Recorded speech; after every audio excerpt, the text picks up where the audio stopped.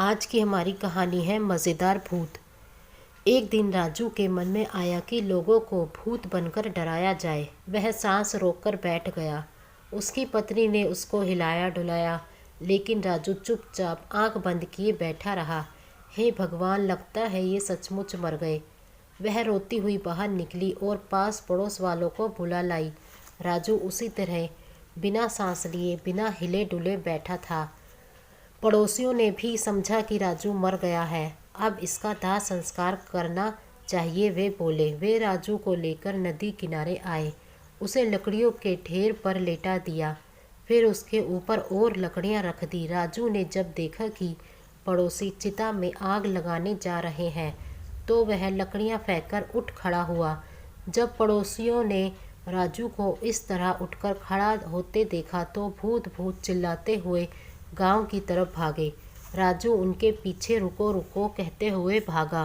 गांव पहुंचकर वे बोले, राजू मरकर भूत बन गया है और गांव की तरफ आ रहा है। इतना सुनना था कि सारे गांव वाले अपने घरों में घुस गए और दरवाजे बंद कर लिए।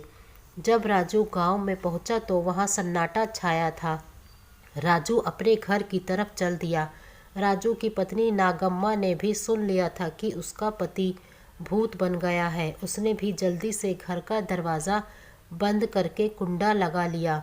घर पहुंचकर राजू बोला, नागम्मा दरवाज़ा खोलो, मैं राजू हूँ। तुम राजू नहीं, राजू के भूत हो। कृपा करके यहाँ से चले जाओ।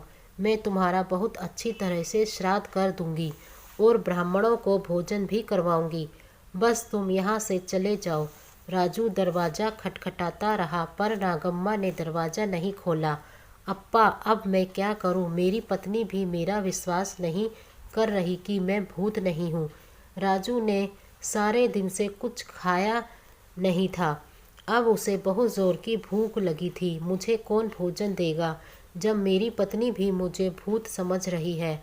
वह चलते चलते गांव के मंदिर में पहुंचा। चलो रात यहीं काट लेता हूँ।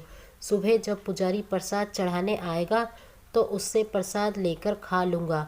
राजू मूर्ति के पीछे छिपकर बैठ गया और पुजारी की प्रतीक्षा करने लगा। रात बीती, सुबह हुई। गांव वालों ने धीरे से दरवाजे खोले और बाहर झांका।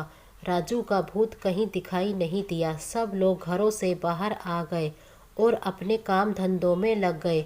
पुजारी भी प्रसाद बनाने लगा। प्रसाद बनाया, बड़े बनाए, लड्डू बनाए। फिर सारा प्रसाद एक थाली में सजाकर मंदिर की तरफ चल दिया। मंदिर में पहुंचकर उसने प्रसाद की थाली एक और रख दी।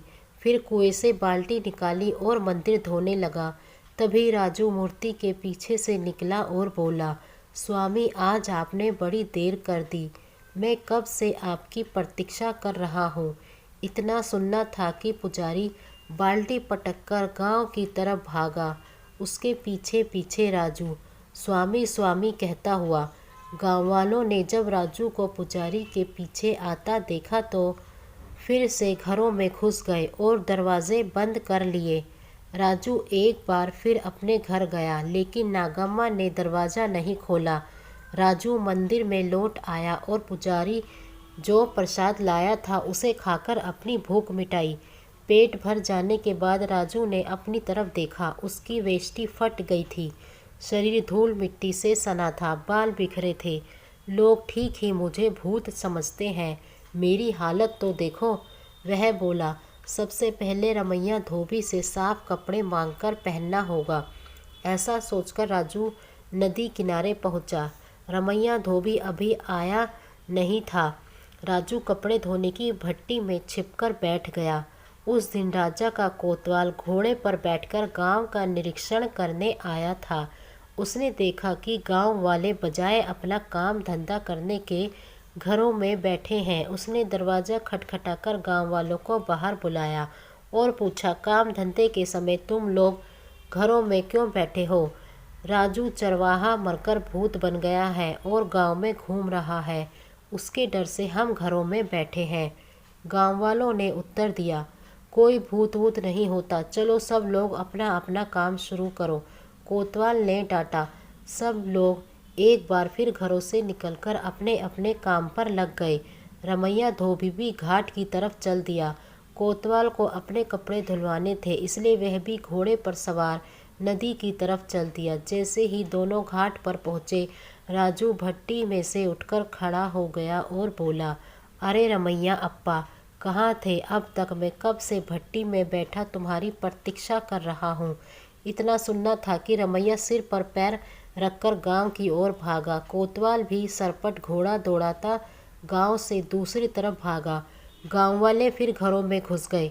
राजू ने धोबी के कपड़ों में से एक साफ वेष्टी और एक कमीज निकाली, फिर नदी में जाकर नहाया, साफ कपड़े पहने और अपने घर की तरफ चल दिया। घर पहुंचकर उसने दरवाज़ा खटखटाया और बोला, नागम्मा दरवाज़ा खोलो, मैं भूत नहीं हूँ। अरे जब मैं मरा ही नहीं तो भूत कैसे बन सकता हूँ?